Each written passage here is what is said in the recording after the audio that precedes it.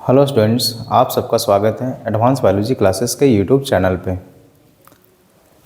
आज के इस लेक्चर में हम बात करने वाले हैं बहुत सारे मॉडल सेट टाइप्स क्वेश्चंस के। ये सारे क्वेश्चंस हो सकता है आपके एग्ज़ाम में टेली कर जाए और आपको काफ़ी बेनिफिट हो जाए। चलिए देखते हैं इस सेट में क्या क्या क्वेश्चंस है, वो सारे क्वेश्चंस का सही आंसरिंग क्या है ना। बिना टाइम गवाते हुए देखते हैं हम लोग सारा क्वेश्चंस। सबसे पहले आपको पता है पार्ट ए में आपका मल्टीपल चॉइस क्वेश्चंस होती है 35 पर क्वेश्चन 1 नंबर का होगा, है ना। पहला क्वेश्चन आपका क्या है कि the flower in which both male and female parts are present is called. Flower जिसमें male and female part present होता है वैसे फ्लावर को हम लोग क्या कहते हैं। तो आपको पता है कि मेल एंड फीमेल दोनों पार्ट्स अगर एक ही फ्लावर में प्रेजेंट है तो इसे हम बाइसेक्सुअल फ्लावर कहते हैं, है ना। Both male and female part present on same flower. अगर दोनों इंडिविजुअली अलग अलग होता, मेल पार्ट्स है ना मेल फ्लावर में, फीमेल पार्ट फीमेल फ्लावर में, तो ऐसे फ्लावर को हम लोग यूनिसेक्सुअल कहते हैं। बट यहाँ पे दोनों मेल फीमेल दोनों प्रेजेंट है, इसलिए इसको हम बाइसेक्सुअल कहते हैं। क्वेश्चन नंबर दूसरा क्या है, which of the following is diploid. इनमें से डिप्लॉयड स्ट्रक्चर कौन सा है। पहला है male gamete, female gamete, zygote, egg. आपको पता है कि जाइगोट जो है वो डिप्लॉयड होता है, गैमेट्स आर ऑलवेज हैप्लॉयड। चाहे वो मेल गैमेट्स हो या फीमेल गैमेट्स हो, गैमेट्स हमेशा हैप्लॉयड होता है ना। और जब दो गैमेट्स आपस में मिलता है तो उसे हम लोग कहते हैं zygote, and zygote is diploid. Question number 3 क्या है, the fruits which develop without fertilisation.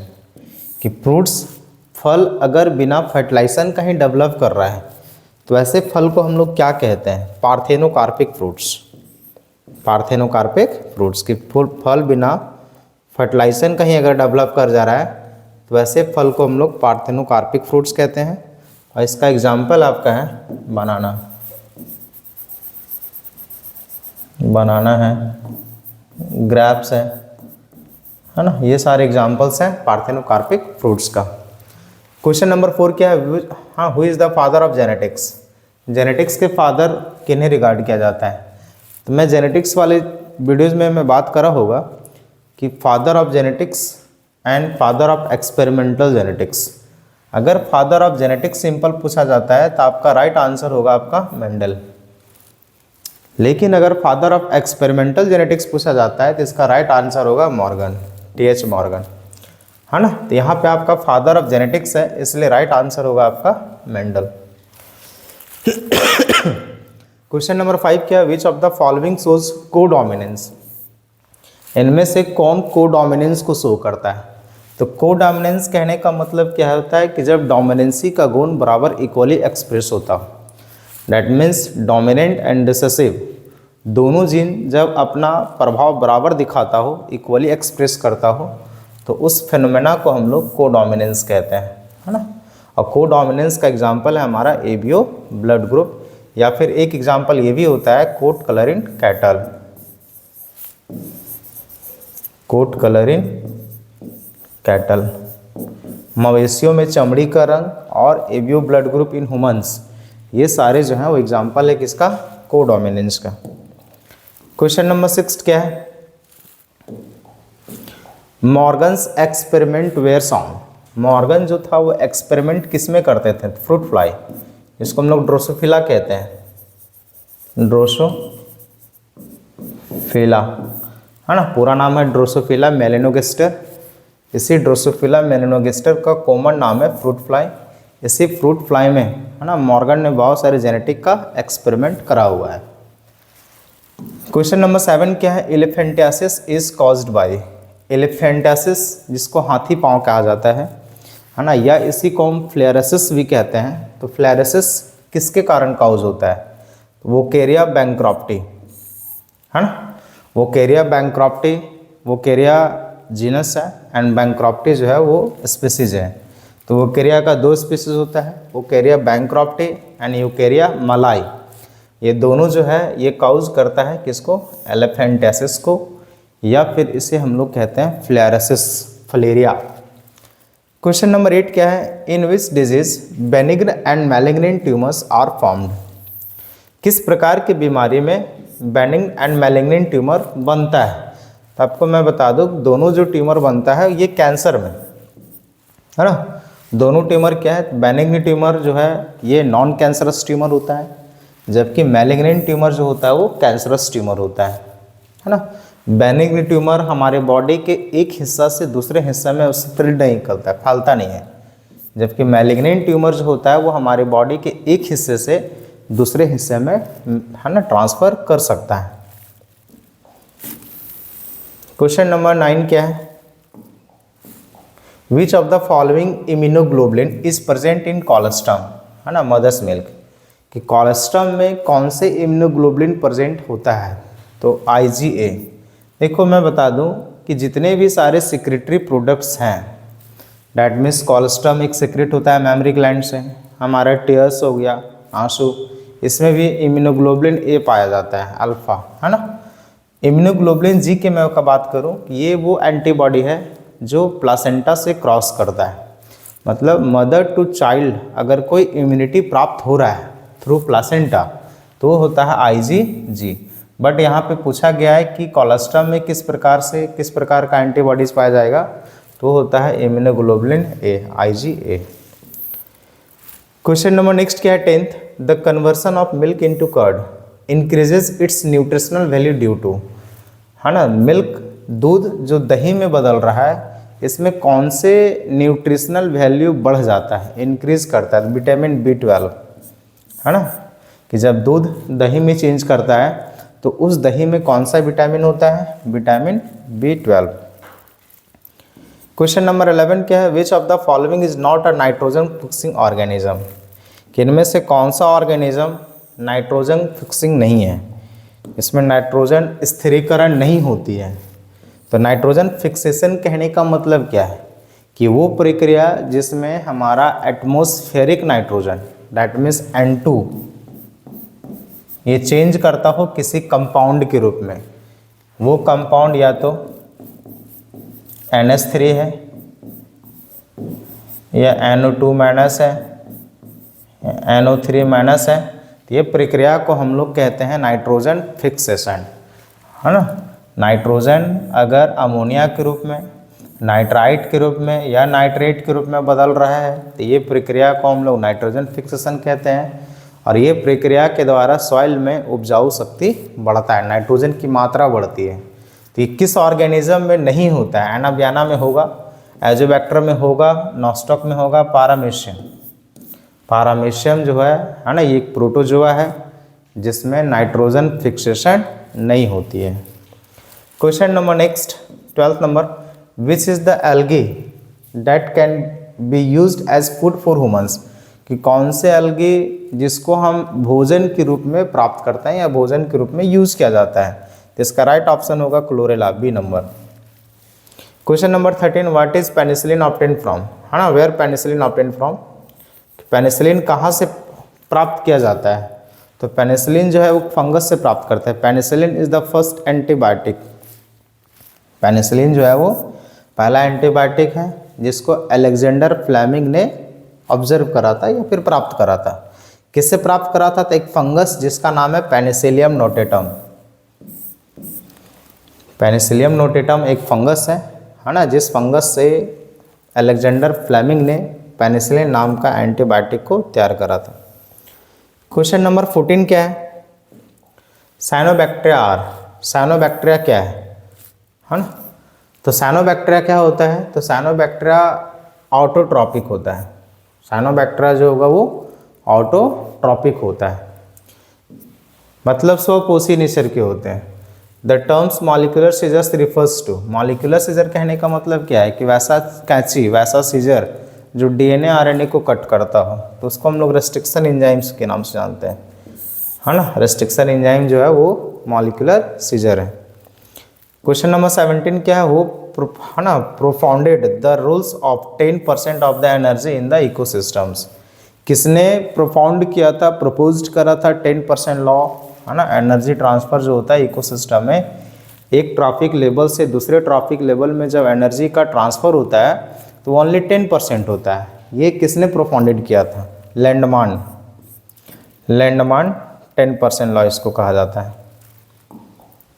Question number 17 क्या है? देखिए question number 17, the pyramid of energy in pond ecosystem is always. Pond ecosystem का पिरामिड जो होता है वो क्या होता है? तो पॉन्ड इकोसिस्टम का जो पिरामिड होता है वो इन्वर्टेड होगा, इन्वर्टेड। क्वेश्चन नंबर 18 क्या है? Whose data is provided by the red data book. Red data book में किस डाटा को प्रोवाइड किया जाता है? तो आपको पता है कि रेड डाटा बुक एक स्कीम था, एक स्कीम के तहत लाया गया IUCN के जरिए। एक ये स्कीम है जिसमें क्या किया गया था, रिकॉर्ड किया गया था कि वैसे ऑर्गेनिजम्स जो ऑर्गेनिजम्स कम्प्लीटली क्या हो चुका हो, एक्सटिंक्ट कर चुका हो या इंडेंजर्ड हो गया हो, तो इंडेंजर्ड स्पीसीज की जहाँ लिस्टिंग की जाती है जिस बुक में, उस बुक को हम लोग कहते हैं रेड डाटा बुक। तो इंडेंजर्ड प्लांट एंड एनिमल्स। 19 है, earth summit at Rio de Janeiro was related. ये एक्चुअली पढ़ना नहीं है, अब ये ख़त्म हो चुकी है। चैप्टर नंबर पहले 16 में था इन्वायरमेंटल इश्यूज में, ये सिलेबस है ना हटा दिया चुका है। फिर भी इसका राइट आंसर होगा आपका प्रोटेक्शन ऑफ इन्वायरमेंट, है ना। हमारा पर्यावरण का प्रोटेक्ट करने के लिए एक सम्मेलन की गई थी 1992 में, जिसको हम बोलते हैं रियो डी जेनेरियो। क्वेश्चन नंबर 20 क्या है? Which of the following causes typhoid. इसमें से टाइफाइड कॉज कौन करता है? तो टाइफाइड जो है वो साल्मोनेला टाइफी एक बैक्टीरिया है जो टाइफाइड कॉज करता है। क्वेश्चन नंबर 21 नंबर क्वेश्चन क्या कहता है कि what kind of organ is vermiform appendix in us, है ना। किस प्रकार के ऑर्गन वर्मीफॉर्म अपेंडिक्स में है? तो vermiform appendix is the vestigial organ. Vestigial organ that means कि वैसे ऑर्गन्स जिसका हमारा बॉडी अब यूटिलाइज नहीं करता हो, वैसे ऑर्गन को हम लोग वेस्टिजियल ऑर्गन कहते हैं। और वर्मीफॉर्म अपेंडिक्स जो है वो लार्ज इंटेस्टाइन का सबसे पहला पास्ट है, फिंगर लाइक स्ट्रक्चर है जिसका बॉडी यूटिलाइज नहीं करता है, इसलिए वर्मीफॉर्म अपेंडिक्स जो होगा हमारा एक वेस्टिजियल ऑर्गन होगा। Black rust disease of wheat is caused by which of the following. Black rust disease जो कॉज होता है वो पक्शिनिया ग्रामिनीस के द्वारा होता है, एक फंगस है। 23 क्या है? The book origin of species was written by. Book origin of species किसके द्वारा लिखा गया है? तो ऑरिजिन ऑफ स्पीसीज जो है वो डार्विन के द्वारा। अगर यहाँ पे ऑरिजिन ऑफ लाइफ रहता, ऑरिजिन ऑफ लाइफ, तो ऑरिजिन ऑफ लाइफ जो था है ना वो ऑपरेन के द्वारा लिखा हुआ है, ऑपरेन के द्वारा। तो ऑपरेन ने ऑरिजिन ऑफ लाइफ बुक को लिखा हुआ था, जबकि डार्विन ने ऑरिजिन ऑफ स्पीसीज को लिखा हुआ है। क्वेश्चन नंबर 24 क्या है? Inheritance of acquired character was proposed by, है ना। इनहेरिटेंस ऑफ एक्वायर्ड कैरेक्टर जो किसके द्वारा प्रपोज किया गया था? लेमार्क के द्वारा। 25 wings of birds and insect, है ना। पंछियों का पंख और इंसेक्ट ये दोनों कैसा ऑर्गन्स है? एनालॉगस। दोनों कैसा ऑर्गन्स है? एनालॉगस। 26 क्या है? Who presented the double helix structure of DNA. Double helix structure DNA को किसने प्रपोज करा था, किसने प्रेजेंट किया था? तो जेम्स वाटसन एंड क्रिक 1953 में, जेम्स वाटसन एंड क्रिक ने। क्वेश्चन नंबर 27 क्या है? Which of the following birth control technique is related to male individuals. Birth related techniques जो होगा ये कौन से टेक्निक जो सिर्फ मेल इंडिविजुअल्स के लिए, तो वो है वासेक्टॉमी। वासेक्टॉमी इज द सर्जिकल मेथड जिसमें एक पुरुष का, है ना, पुरुष नसबंदी भी कह सकते हो आप। इसमें क्या किया जाता है कि पुरुष का जो वास डिफरेंस है, एक जोड़ा वास डिफरेंस जो है उसको कट करके टाइड अप किया जाता है। 28 dash is the transfer to the fallopian tube of the female GIFT। GIFT मतलब होता है गैमेट इंट्रा फैलोपियन ट्रांसफर। इसमें क्या ट्रांसफ़र किया जाता है? जाइगोट को, है ना। ये जाइगोट को ट्रांसफ़र किया जाता है फीमेल के फैलोपियन ट्यूब्स में। क्वेश्चन नंबर 29 क्या है, which of the following hormones is secreted by the placenta. Placenta के द्वारा कौन से हार्मोन स्रावित होता है, एचसीजी। इसके अलावे एचसीजी के अलावे भी बहुत सारे हार्मोन स्रावित करता है प्लासेंटा, जैसे एचपीएल है ना। इसके अलावे एस्ट्रोजन भी है, एस्ट्रोजन भी है, प्रोजेस्टेरॉन भी है, प्रोजेस्टेरॉन भी है। तो ये सारे हार्मोन जो है वो प्लासेंटा स्रावित करता है। इसके अलावा एचसीजी भी है। क्वेश्चन नंबर 30 क्या है, how many chromosomes are present in zygote in humans, है ना। ह्यूमन बींग्स में जाइगोट में, ह्यूमन बींग के जाइगोट में कितना क्रोमोजोम्स होता है, तो जाइगोट में क्रोमोजोम जो होगा वो कितना होगा, 46, है ना। क्योंकि गैमेट्स में क्रोमोजोम 23 होगा, तो 2 गैमेट्स मिलता है जाइगोट बनता है, तो 23 क्रोमोजोम मिलेगा, तो क्रोमोजोम कितना होगा, 46, right option B. Question number 31 क्या है, the place where the fertilisation of sperm and ovum takes place inside the female body. Female body में वो कौन सा साइट है जहाँ पे स्पर्म और ओवा एक दूसरे से मिलता है, फर्टिलाइजेशन होता है, तो वो है आपका ampullary isthmic junction. Question number 32 क्या है, which organic compound is present in the exine layer of pollen grains, है ना। पॉलन ग्रेन्स के एक्साइन वॉल में कौन सा ऑर्गेनिक कंपाउंड होता है, स्पोरोपोलिन। और इसी स्पोरोपोलिन के कारण पॉलन की वायबिलिटी जो है वो बढ़ जाती है, पॉलन जो होता है वो रेसिस्ट हो जाता है किसके प्रति, तो पॉलन जो रेसिस्ट होगा वो किसके प्रति होता है, तो स्ट्रॉन्ग एसिड के प्रति एंड हाई टेम्परेचर के प्रति।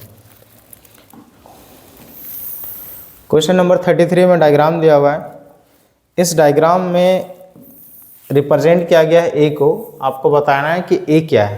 तो आपको पता है कि ये पॉलन ग्रेन है ना, जिसमें ये सेल को हम लोग वेजिटेटिव सेल कहते हैं और ये सेल को जनरेटिव सेल कहते हैं। तो इसका राइट ऑप्शन हो जाएगा B number, generative cell. Question number 34 क्या है, a mature angiospermic embryo sac is. एक मैच्योर एम्ब्रियो सैक का जो स्ट्रक्चर होता है वो क्या होता है, 7 cell 8 nuclei, 7 cell 8 nuclei, 7 cell देखिए है ना, 7 सेल 8 न्यूक्लियाई, राइट ऑप्शन होगा हमारा 7 सेल 8 न्यूक्लियाई। 35 क्वेश्चन क्या है, in angiosperms zygote is formed inside.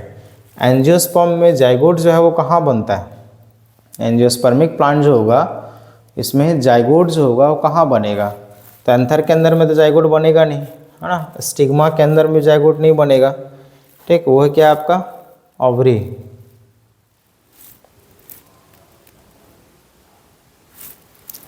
Ovary female part में ये जाइगोट बनता है।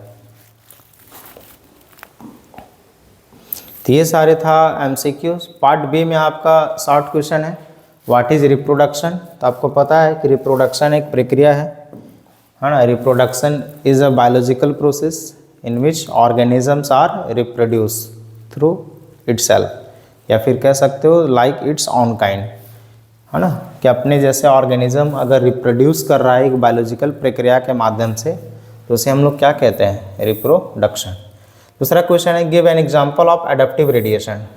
तो एडाप्टिव रेडिएशन के एग्जांपल क्या है, तो डार्विन फिंचेज, है ना, डार्विन फिंचेज या मार्सुपियल्स, है ना। तीसरा नंबर क्वेश्चन क्या है, right names of 2 nucleic acid. Nucleic acid मतलब क्या है, DNA and RNA, DNA and RNA nucleic acid है दोनों। क्वेश्चन नंबर 4 क्या है, नेम द वायरस है ना रिस्पॉन्सिबल फॉर एड्स। एड्स के लिए कौन से वायरस रिस्पॉन्सिबल है, HIV, HIV। 5वां नंबर क्वेश्चन है, name the 2 types of restriction enzyme. 2 तरह का रिस्ट्रिक्शन एंजाइम्स लिखना है आपको, तो आप लिख सकते हो एक्सोन्यूक्लियस, इंडोन्यूक्लियस, इंडोन्यूक्लियस, या फिर इसमें बहुत तरह का लिख सकते हो, जैसे eco R1, eco R1, balm H1, साल1, PBO1, बहुत तरह का एग्जाम्पल्स है। क्वेश्चन नंबर 6 क्या है, give the scientific name of plant from which reserpine chemical is obtain. Reserpine chemical जो ऑब्टेन किया गया है उस प्लांट का साइंटिफिक नाम क्या है, तो राल्फिया सर्पेंटिना, इसका राइट ऑप्शन होगा हमारा राउल्फिया सर्पेंटिना, सर्पेंटिना। दूसरा स्पीसीज इसका एक और होता है, एक राउल्फिया वॉमिटोरिया, वॉमिटोरिया। तो राउल्फिया वॉमिटोरिया या राउल्फिया सर्पेंटिना है ना, जिसको आप सर्पगंधा कहते हो, ये प्लांट के जड़ से एक केमिकल, एक अल्कलाइड प्राप्त किया जाता है जिसको हम लोग रेसरपाइन कहते हैं। एंड रेसरपाइन का यूज जो होता है वो एंटीडोट के रूप में, एंटीडोट, एंटीडोट है ना, या एंटी पॉइजन्स के रूप में सांप को काटा जाता है जब, तो उस केस में रेसरपाइन का उपयोग किया जाता है। क्वेश्चन नंबर 7 क्या है, right the expansion of CNG. CNG का पूरा नाम क्या है, compressed natural gas, compressed natural gas. ये तो 1 नंबर का क्वेश्चन था। पार्ट बी हम लोग देखते हैं, 3 नंबर का क्वेश्चन क्या क्या है। पार्ट बी में क्या है कि what are the differences between asexual and sexual, है ना, असेक्सुअल और सेक्सुअल के बीच अंतर लिखना है, या सेक्सुअल रिप्रोडक्शन और सेक्सुअल रिप्रोडक्शन। तो इसमें आप लिख सकते हो कि असेक्सुअल रिप्रोडक्शन का हिंदी अलैंगिक होता है, मतलब क्या है, इसमें गैमेट्स का फॉर्मेशन नहीं होता है, विदाउट गैमेट होता है। सेक्सुअल में गैमेट का फॉर्मेशन होता है, असेक्सुअल यूनिपेरेंटल होता है, सेक्सुअल बाई पेरेंटल होता है ना। असेक्सुअल में जो ऑफ स्प्रिंग होगा ये क्लोन होती है, जबकि सेक्सुअल का ऑफ स्प्रिंग जो होता है वो वेरिएंट होता है। ये सारे अंतर आप लिख सकते हो। टेस्ट क्रॉस क्या है, तो टेस्ट क्रॉस एक प्रकार के जेनेटिक क्रॉस है ना, जिसमें क्या किया जाता है, तो F1 प्लांट को क्रॉस किया जाता है 2 होमोजाइगस रिसेसिव पेरेंट के साथ। तो आप लिख सकते हो test cross, test cross is a back cross, is a type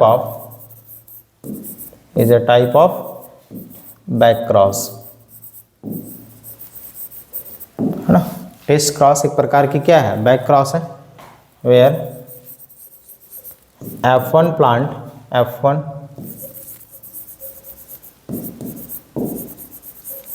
dominant phenotype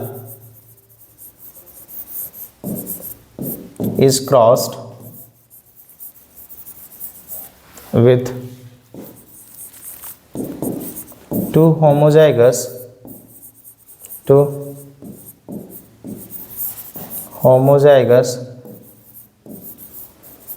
recessive parents, है ना। टेस्ट क्रॉस एक प्रकार का बैक क्रॉस है जिसमें F1 डोमिनेंट फिनोटाइप को क्रॉस किया जाता है 2 रिसेसिव होमोजाइगस पेरेंट के साथ। 10th नंबर में आइडेंटिफाई करना है ABC क्या है, तो ये पता है आपको, इसको हम लोग रेप्लिकेशन कहते हैं। रेप्लिकेशन जिसमें क्या बनता है, DNA बनाएगा, है ना, DNA बना रेप्लिकेशन। अगर DNA से mRNA बन रहा है तो इसको हम बोलते हैं ट्रांसक्रिप्शन, DNA से mRNA सिंथेसिस होना। mRNA अगर प्रोटीन सिंथेसिस कर रहा है तो इसको हम लोग कहते हैं ट्रांसलेशन,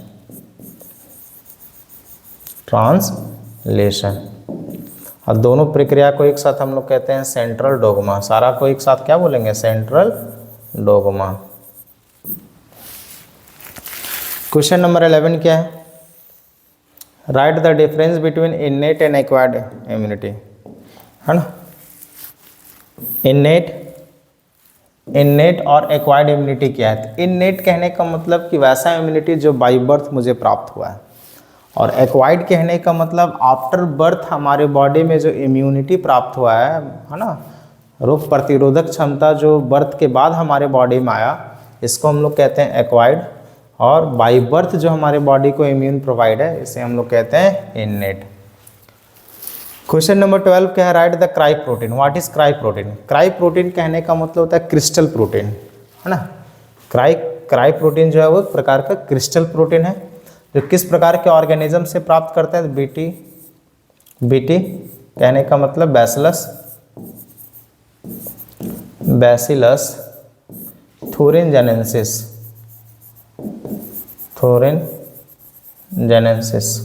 बैसिलस थोरिनजेनेसिस जिसको हम शॉर्ट में बीटी कहते हैं, इसी से हम क्राई प्रोटीन प्राप्त करते हैं।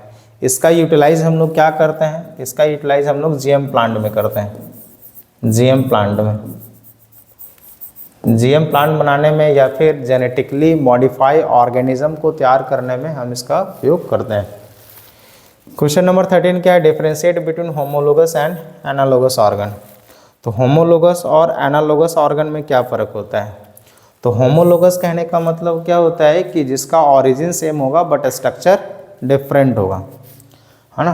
और सॉरी, ऑरिजिन एंड स्ट्रक्चर जो होगा सेम होगा और फंक्शन डिफरेंट होगा, उसको होमोलोगस कहते हैं।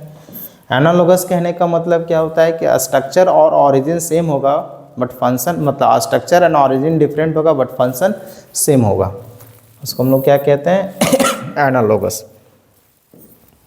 14 क्या है, why are ozone holes formed over Antarctica, how will increases in radiation affect us. तो ozone hole actually chapter number 16 में पढ़ना था। तो ओजोन गैस के कारण, है ना, ओजोन O3 जो है हमारा, O3 का एक परत बना हुआ है हमारा अंटार्कटिका के ऊपर, जो एक्चुअली क्या होता है कि वो धीरे धीरे डिप्लीट कर रहा है, और उसी डिप्लीशन के कारण रेडिएशन जो होता है सन का अल्ट्रावायलेट रे, वो डायरेक्ट हमारे अर्थ पे इंसिडेंट कर रहा है और अनेकों तरह का बीमारी कॉज कर रहा है, स्किन डिजीज़ वगैरह, कैंसर वगैरह कॉज कर रहा है। तो ये कैसे बनता है, ये कैसे होता है? तो ओजोन डिप्लीटिंग सबस्टांसेस के कारण। और ओजोन डिप्लीटिंग सबस्टांसेस में मेन सबस्टांसेस क्या है हमारा, जैसे CFC भी है, SCFC, ये सारे गैसेस का कारण क्या है कि ओजोन का लेयर जो है वो पतला हो रहा है, क्षय हो रहा है, डिप्लीट कर रहा है, जिसके कारण सन का डायरेक्ट जो रे है, यूवी रेज, वो इंसिडेंट कर रहा है हमारे अर्थ पे और अनेकों तरह का प्रॉब्लम क्रिएट कर रहा है हमारे लिविंग लाइफ पे। पार्ट बी लॉन्ग क्वेश्चन है, ये 5 नंबर का क्वेश्चन है। क्या है, what is the process of recombinant DNA technology. Recombinant DNA technology क्या है, ये 5 नंबर में क्वेश्चन पूछा गया है। तो रिकॉम्बिनेंट को RDNA टेक्नोलॉजी हम कहते हैं, जेनेटिक इंजीनियरिंग भी कहा जाता है। इसमें क्या किया जाता है, तो 2 DNA को जोड़कर एक रिकॉम्बिनेंट DNA बनाया जाता है। वो 2 DNA क्या है, तो एक होता है हमारा व्हीकल DNA,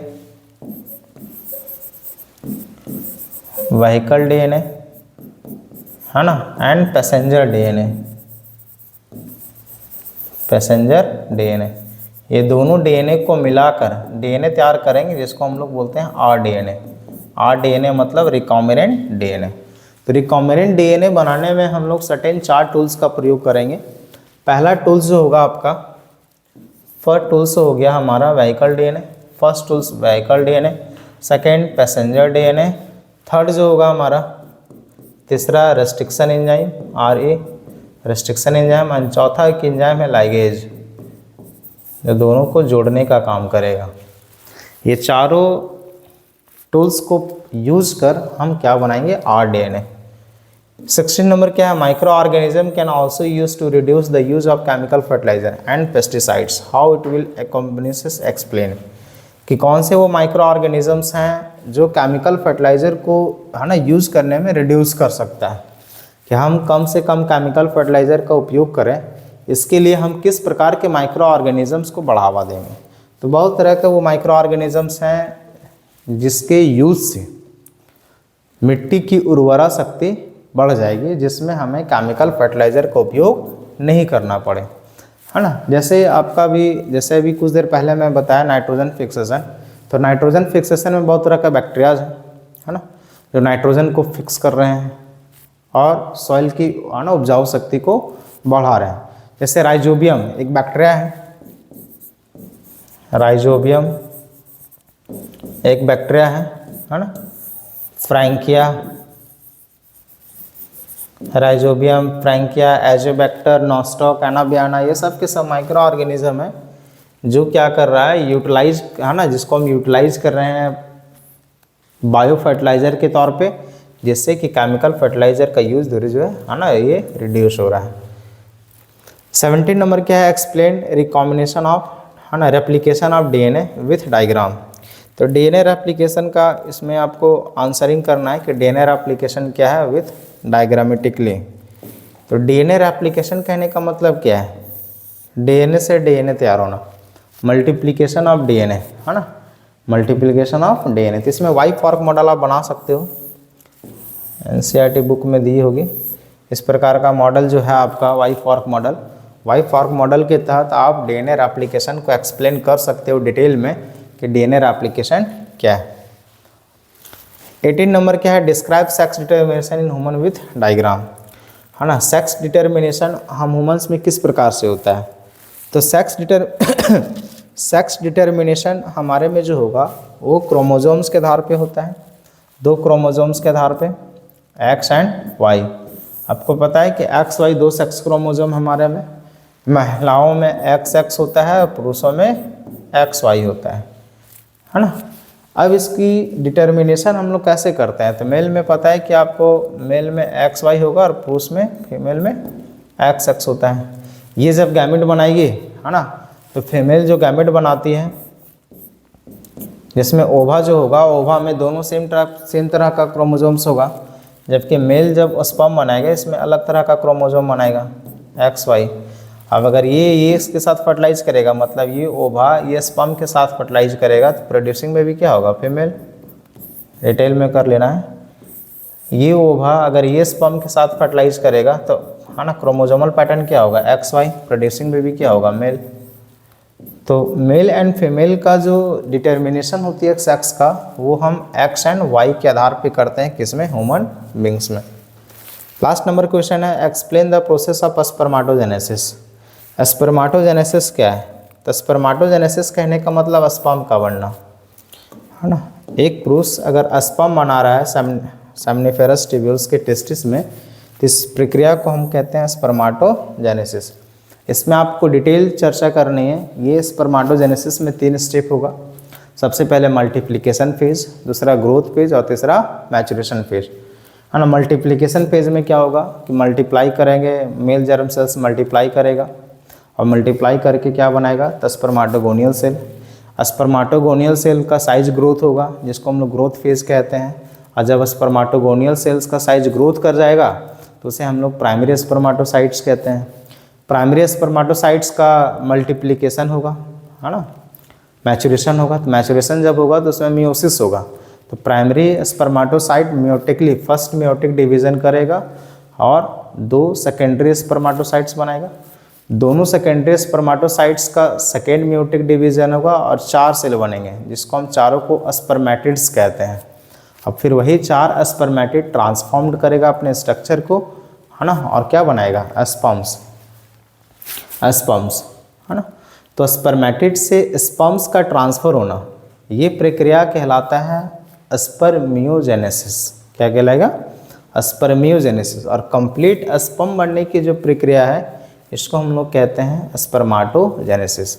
अब जैसे ही स्पर्म बन गया, स्पर्म बनने के बाद स्पर्म सेमनिफेरस ट्यूब्यूल्स में बनता है ना, टेस्टिस के सेमनिफेरस ट्यूब्यूल्स में।